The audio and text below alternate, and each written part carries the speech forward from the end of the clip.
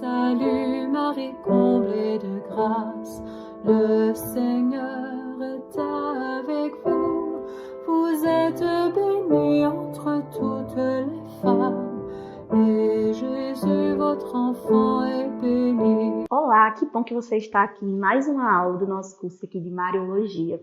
Hoje nós vamos entender melhor sobre a virgindade perpétua de Nossa Senhora, e aí o nome já diz muito sobre o que nós vamos estudar, mas antes vamos pedir o auxílio daquela que é a sede da sabedoria, que dá o nome a esse curso, que é a Rainha dos Apóstolos, a Rainha dos Mártires e que alimenta a nossa fé. Então convido você a rezar comigo essa Ave Maria e clamar aquela que é a sede da sabedoria. Ave Maria, cheia de graça, o Senhor é convosco. Bendita sois vós entre as mulheres, bendito é o fruto do vosso ventre, Jesus. Santa Maria, Mãe de Deus, rogai por nós, pecadores, agora e na hora de nossa morte. Amém. Sede da sabedoria, rogai por nós. Estamos reunidos em nome do Pai, do Filho e do Espírito Santo. Amém. Depois de a gente compreender o principal dogma, que é a maternidade divina, porque eu digo principal? Porque todos os outros, como eu disse, vão decorrer da maternidade divina. Nossa Senhora foi preservada do pecado original por causa de Cristo, por ela ser mãe de Cristo. Nossa Senhora, ela vai ser assunta ao céu por causa de Cristo. Ela também foi a Imaculada Conceição, foi desde a sua concepção por causa de Cristo. E hoje nós vamos falar nessa aula sobre a virgindade perpétua, que pelo nome dá para compreender já alguns sinais do que isso significa. Nossa Senhora, como a Igreja proclamou, ela é virgem antes, durante e depois do parto. Primeiro é importante entender que esse prenúncio da virgindade perpétua de Nossa Senhora vinha desde o Antigo Testamento. Quando lá em Isaías a gente sabe que é explícito ao dizer que uma virgem conceberá e dará à luz a um filho. E é esse ente santo que vai ser o Deus conosco, Emanuel. Então, que Nossa Senhora seria a escolhida e que ela daria à luz, mesmo sendo virgem, tanto é que lá em Lucas, quando São Gabriel, o arcanjo faz a anunciação e diz, e pergunta, né, e é muito importante na hora da anunciação, quando a gente medita, entender que a liberdade de Nossa Senhora, apesar dela ter sido escolhida, estava e sempre esteve intacta. Ela poderia ter dito não, mas ela disse sim, o que a torna ainda em maior mérito espiritual, porque ela disse sim, cumpra-se o fiat de Nossa Senhora. E aí o anjo, ele vem anunciar, e ela diz o fiat, então, eis que conceberá e dará à luz a um filho, e ela responde, como se dará isso se não conheço homem algum? É uma das passagens mais famosas, né, no Evangelho de São Lucas. Depois a gente vai ter o Magnífica, que é super conhecido, que a igreja repete todos os dias na liturgia das horas. Maria disse, minha alma glorifica ao Senhor, meu espírito exulta de alegria em Deus, meu Salvador, porque olhou para a sua pobre serva. Então, naquele pequeno trecho, né, e são tão poucos os trechos que a gente escuta Nossa Senhora falar, ela que é a virgem do silêncio, ela que é a sede da sabedoria, mas que guardava e meditava tudo em seu coração, ela responde ao anjo Gabriel, como se dará isso se não conheço homem algum? Então, ela mesma deixa explícito da sua virgindade e cumprindo mais uma vez o que já existia desde o Antigo Testamento. Então, nós sabemos que o anjo Gabriel responde que o Espírito Santo, a sombra do Altíssimo, isso é muito significativo teologicamente falando, a sombra do Divino Esposo. O Espírito Santo é um dos títulos do Espírito Santo é justamente o esposo de Nossa Senhora, porque é ele quem a envolve com a sua sombra. A sombra do Altíssimo te encobrirá. E a partir disso é que, de forma milagrosa, Nossa Senhora tem o verbo divino feito carne em seu seio virginal. Existe toda uma linguagem teológica e que, na minha opinião, é uma das mais belas, tanto na Sagrada Escritura, como no Sagrado Magistério, como na Sagrada Tradição, para dizer desse amor virginal, dessa grande delícia de Deus que é a Virgem Maria. Os santos padres, os primeiros pais da igreja que nos ajudaram a compilar o que seria o credo, eles dizem que assim como Deus Pai fez um paraíso para Adão, ele também fez um paraíso para seu filho. E esse paraíso é Nossa Senhora. Nossa Senhora, ela é o jardim secreto onde só Deus tem acesso.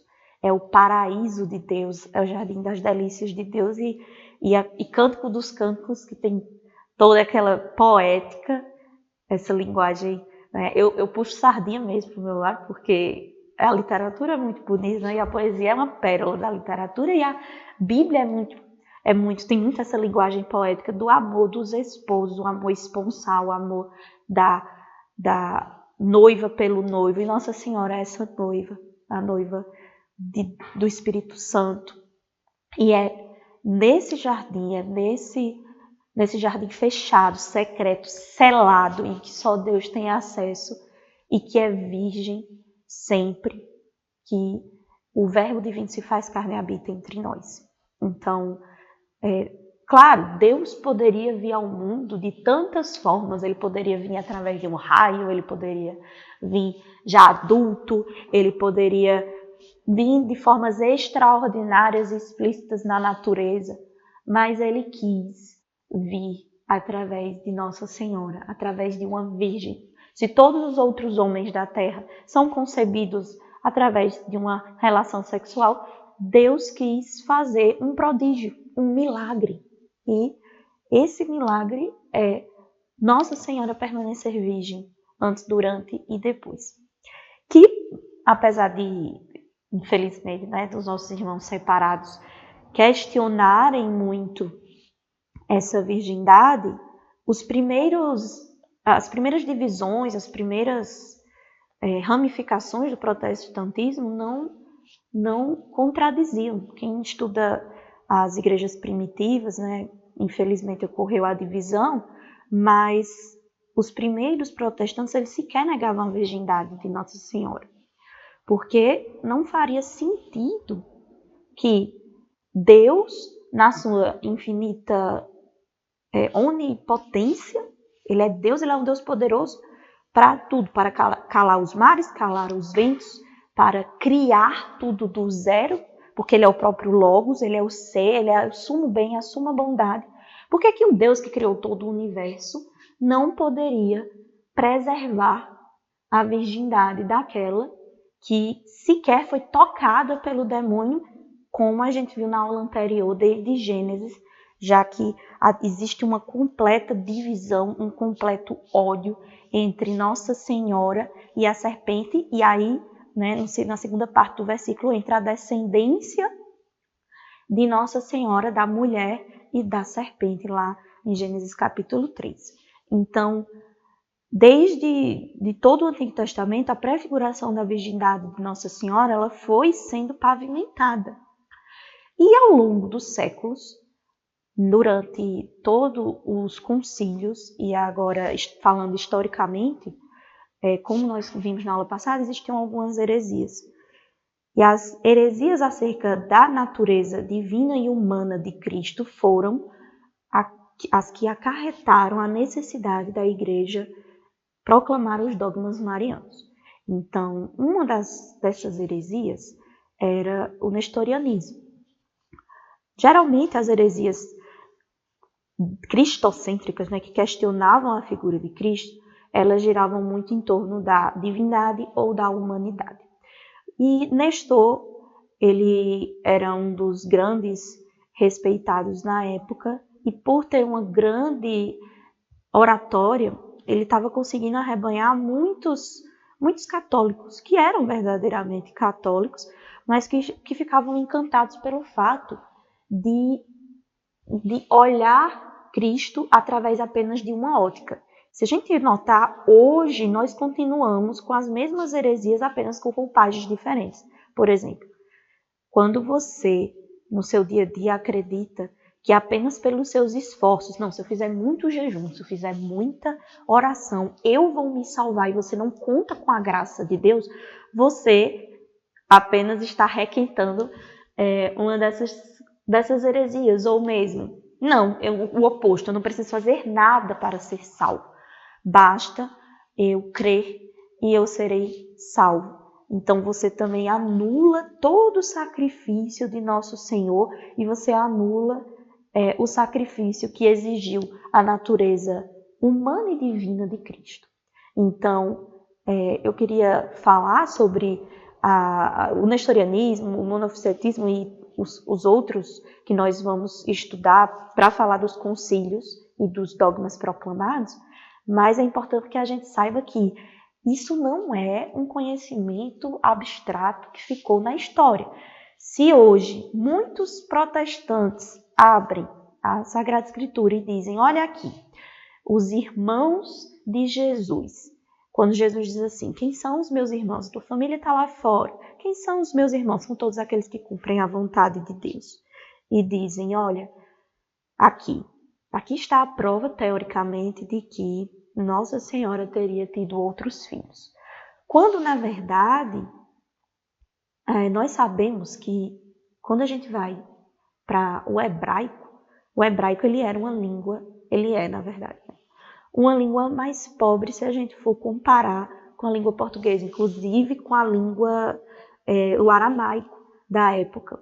E nós não tínhamos uma tradução, nós não tínhamos na língua original algo que nós pudéssemos traduzir para todos os graus de parentesco, como a gente tem hoje. Primo, cunhado, a gente tem muitas palavras que são derivadas para notar e decifrar os graus de parentesco numa família.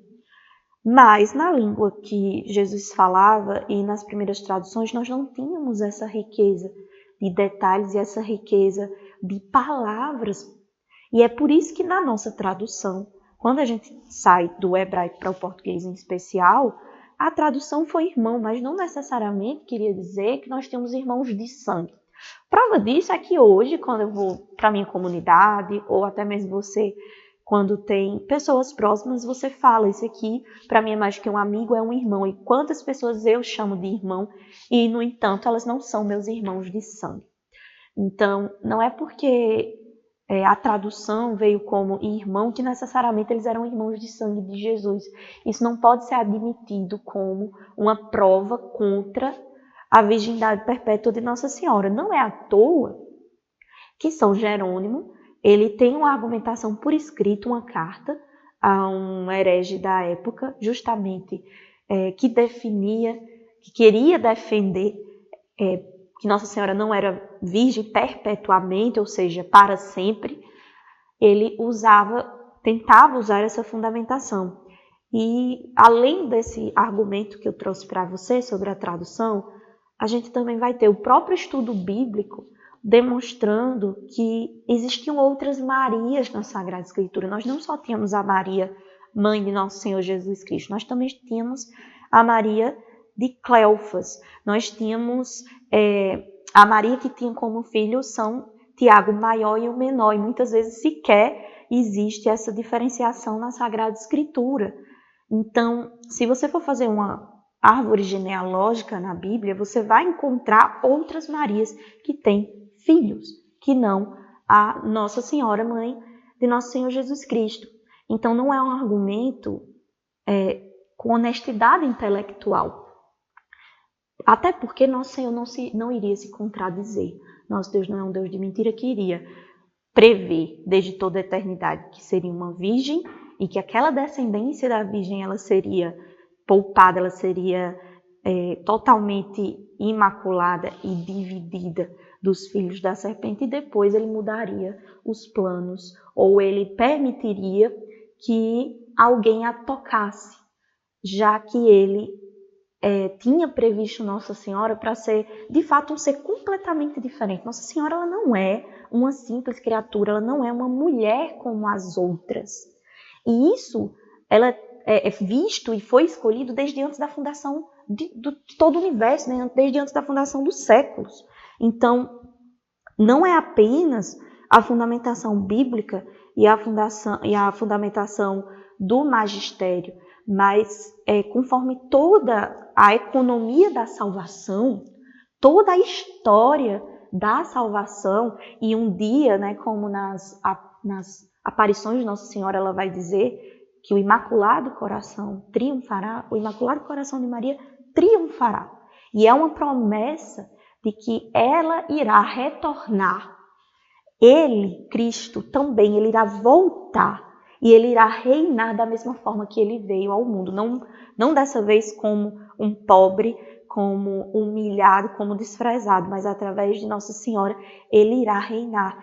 Virá uma segunda vez na parousia, na segunda vinda dele, triunfante. E ele triunfará através do coração de Nossa Senhora. Então, é importante a gente entender que desde todo o plano da salvação, ela teria sido escolhida e preservada. E a convivência com São José não alterou os planos de Deus. Tanto é que no início, quando nós vamos observar a genealogia do próprio São José, da qual iria, né, já teríamos a promessa de que seria da descendência de São José, que viria o filho de Davi, que é mais uma expressão para dizer o filho de Deus, o prometido, aquele seria o novo leão da tribo de Judá. Ele diz, é uma virgem desposada, prometida em casamento. Então, Nossa Senhora, ela não deixou de ser virgem quando ela começou a habitar no mesmo espaço que São José. Inclusive, diz a tradição que São José também teria feito um voto ao Senhor de castidade. Tanto é que na Igreja Católica, a Igreja Católica não recomenda viver nos dias atuais essa realidade, mas existe o casamento josefino, que se refere justamente ao tipo de casamento especial, específico, que Nossa Senhora viveu com São José sem relações sexuais e que alguns casais na história da Igreja optaram, mesmo em santo matrimônio, por viver um casamento josefino, que é sem relações sexuais. Então, esse nome vem justamente desse voto que não apenas Nossa Senhora teria feito, mas o próprio São José teria feito. Quem seria São José? Pense comigo, eu convido você a meditar nessa realidade espiritual. Nossa Senhora é a esposa do Divino Espírito Santo, como o próprio São Gabriel anunciou. Agora me diga só se São José, por um acaso, iria, aspas, entre muitas aspas, roubar a esposa do próprio Deus. Claro que não, até porque a própria Sagrada Escritura dizia que ele era um homem justo. E justo, na nossa tradução mais profunda, não é apenas o reflexo de alguém que vive a virtude da justiça, mas é alguém santo.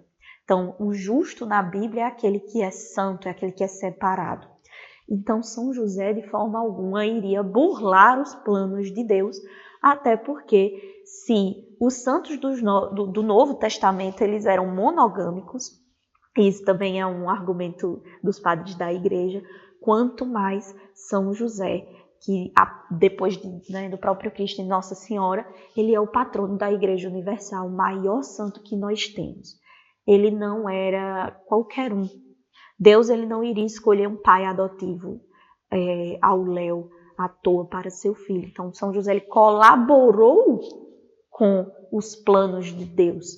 Ele tinha feito esse voto de castidade para si e, dessa forma, ele não tocou naquela que é a esposa do Divino Espírito Santo.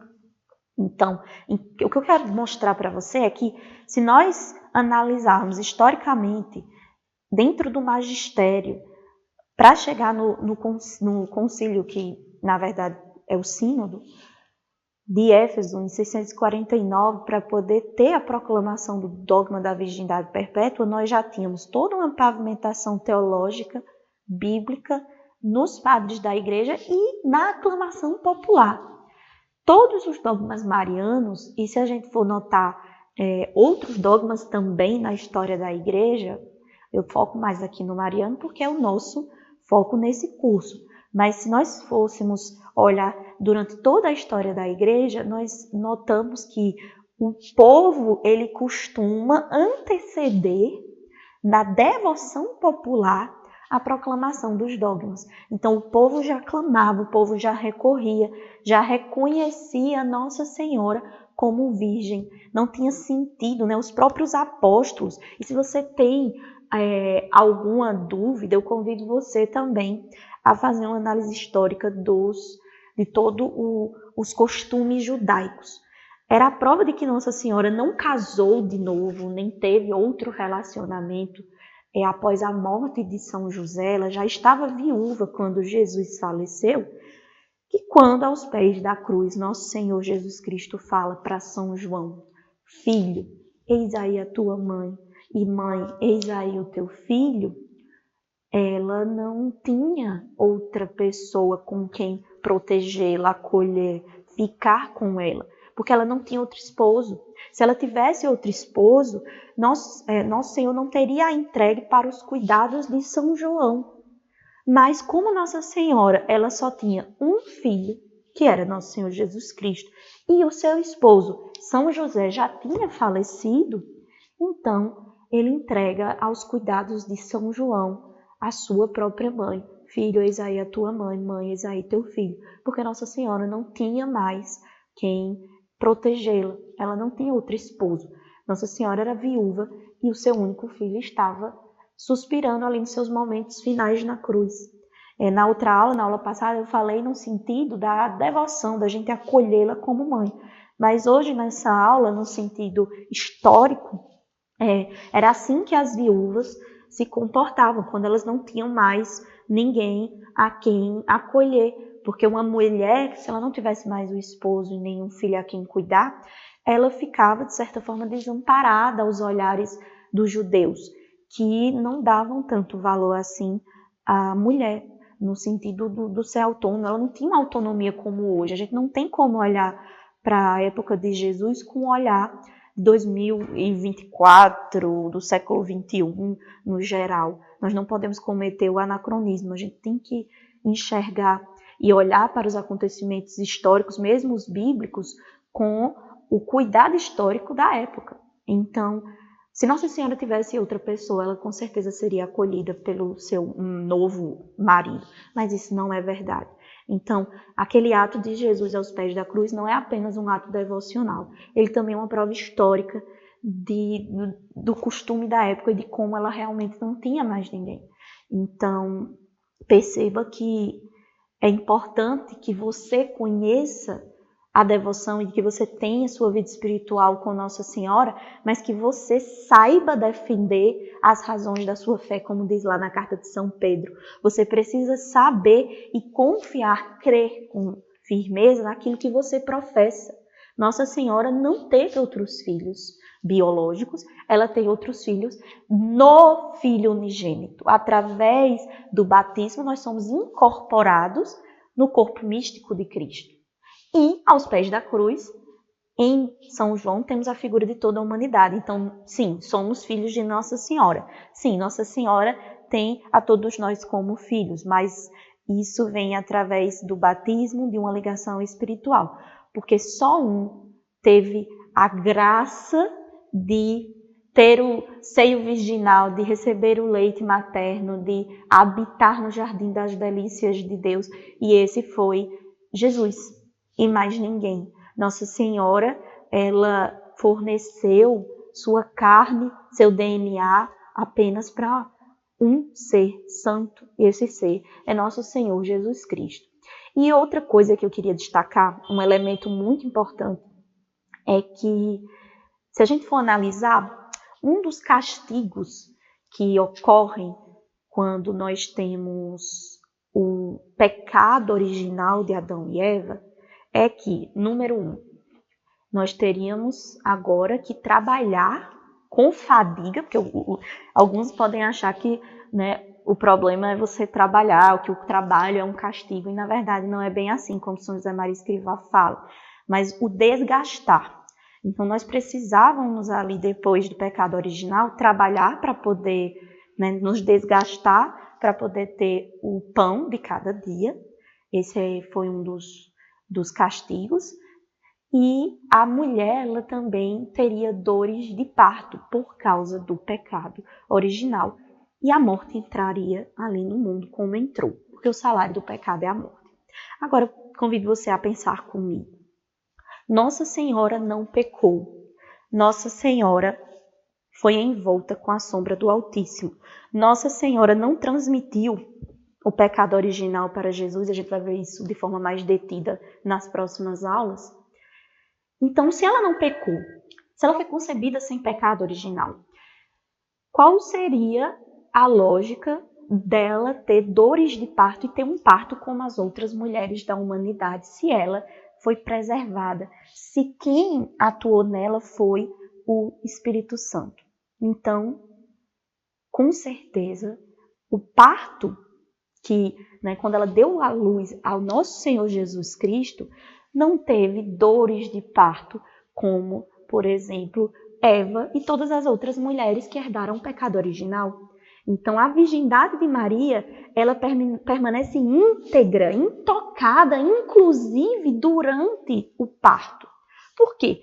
Porque Nossa Senhora não pecou. E as dores de parto, elas são reflexo do pecado original, mas ela foi preservada do pecado original.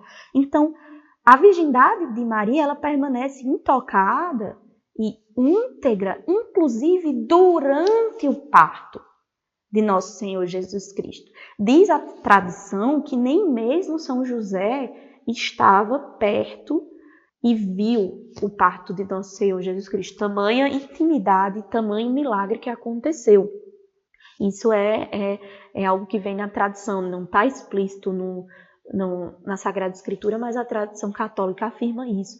Então, Deus não é um Deus que quebra promessas, Deus não é um Deus que se contradiz. Então, se o salário do pecado é a morte, e as dores de parto, e todo o processo que uma mulher comum geralmente passa para dar à luz a um filho que naturalmente vai herdar o pecado original, porque ele foi concebido no pecado original, como todos os mortais, não é de forma alguma o parto e a luz e o processo que deu origem ao Filho unigênito.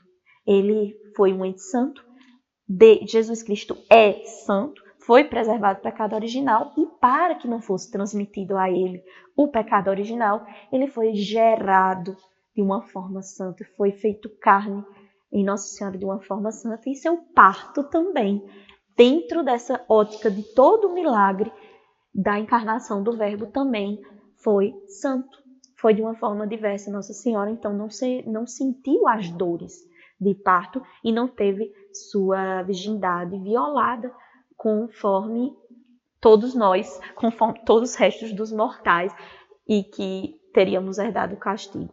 Então, eu convido você a sempre se aprofundar, se você quiser saber mais acerca de toda essa mística que envolve o nascimento de nosso Senhor Jesus Cristo. Eu convido você a ler a carta de São Jerônimo para esse herege Elvídio e se aprofundar nos argumentos que eu falei aqui de forma resumida, para além do livro que eu comentei na semana passada, do próprio São Luís Maria de Grignon de Montfort. Ele que é um dos grandes defensores de Nossa Senhora, ele diz que não teria lógica Deus preservar Nossa Senhora antes e durante o parto e depois deixar que outra pessoa a acessasse. Pois o que teria de sentido se Nossa Senhora, depois de toda a história da salvação e o Verbo Divino ser feito carne nela, se ela não fosse mais esse jardim secreto, essa porta fechada, se outras pessoas também tivessem acesso. Então, São Luís diz que isso seria uma quebra da lógica de Deus, porque foi vontade dele que só ele tivesse acesso e que esse jardim só fosse acessado por ele, assim como o jardim do Éden que ele tinha preparado apenas para Adão e Eva, que só eles tiveram acesso. Então, eu espero que essa aula tenha te atraído a estudar mais sobre Nossa Senhora e, sempre que possível, defender a nossa fé de uma forma íntegra e compreender que, de fato, não existe nenhum santo, nenhuma santa, nenhuma mulher comparável à Nossa Senhora. Ela não é e nem nunca será uma mulher como outra qualquer, porque ela gerou literalmente o rei, a carne, o DNA e a alma de Nossa Senhora tem uma ligação com a Santíssima Trindade de forma completamente diferente de todas as outras mulheres e homens no mundo. Ela, de fato, é mais do que especial. Ela é a rainha dos apóstolos e que ela também seja sua rainha. Não tenha medo de amar, venerar, com o que a igreja chama não de dulia, mas um culto de veneração especial para Nossa Senhora, a hiperdulia. Aos outros santos a gente deve venerar com admiração, mas a Nossa Senhora isso tem que ser de uma forma mais especial. Que todo esse conhecimento histórico, teológico e bíblico sirva para que você realmente sirva Nossa Senhora, ame Nossa Senhora e venere Nossa Senhora com o culto que lhe é devido, que é o culto de hiperdulia. Porque, de fato, não fomos nós, não foi sequer a igreja, foi o próprio Deus que quis assim. Então, que Deus lhe abençoe e que cresça esse amor de Nossa Senhora sempre no seu coração. Sede da sabedoria, rogai por nós. Sainte Marie, Mère de Dieu,